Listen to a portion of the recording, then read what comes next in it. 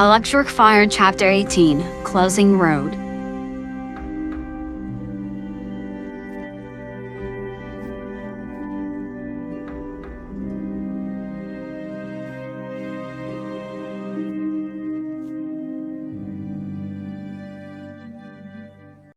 Gun had found me, but my Star Wars shirt was gone. It had vanished. I was taken far from Tom and Maddie's, but Sonic was with me when we were taken. My vision was completely blurred. I found myself in a room on a table, under some really bright lights. Sonic wasn't seen though, but I could hear him shouting from across the room. Then silence. But then the commander appeared in front of me. My ears drew back a bit when he spoke. Well, aren't you difficult to catch? I expected more from the so-called ultimate life form. I mean, I kind of figured you put up a better fight. But anyway, I don't think that will be the case after all. Your time is finally up. I couldn't use my powers at all. There was something on my left arm. It was draining my energy, and fast. I growled, bared my fangs at the commander. It was all I could think to do. I barely had the energy to get up. My worry was also on Sonic. He didn't do anything to get himself involved in this mess.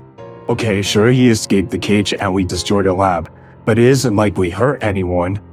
The commander wasn't exactly fazed by my growl or my sharp teeth. Instead, he pulled out his weapon like before.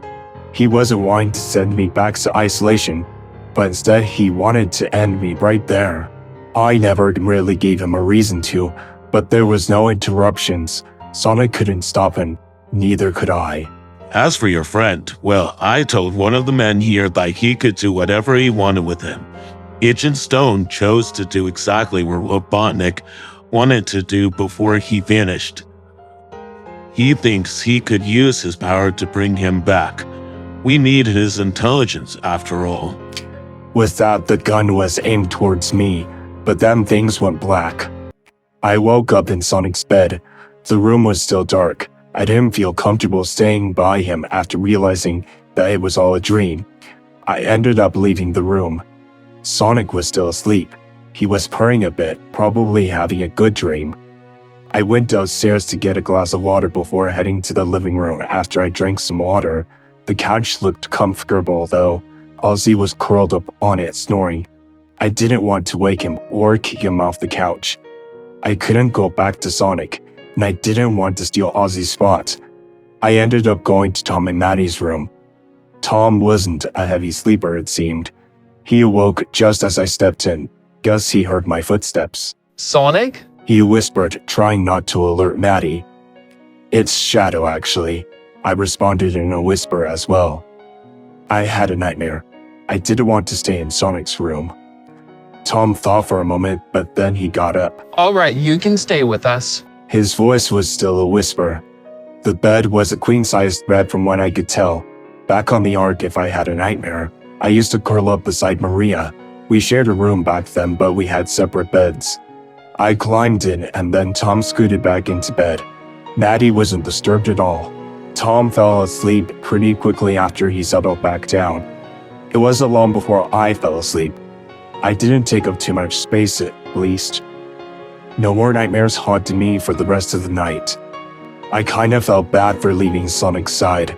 I just didn't want to be reminded of the nightmare. I thought about leaving the house in hopes of driving Gun away from Sonic. Surely wherever I went, they'd follow. I'm a lousy excuse of a protector after all.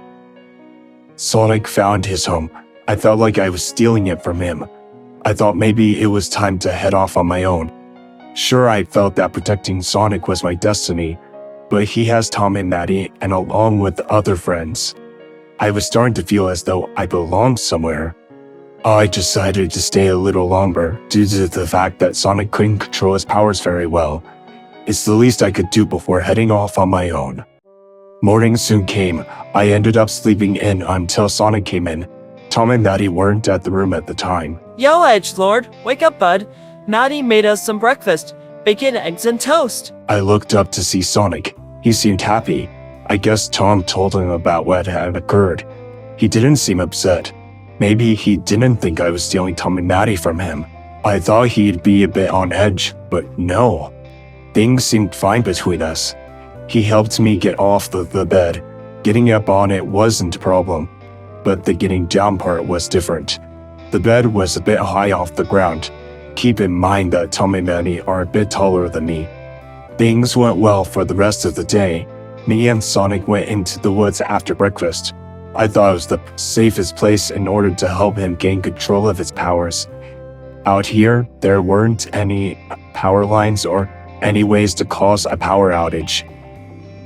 We were in a dirt clearing in the middle of the woods, perfectly safe. No drones could find us in here.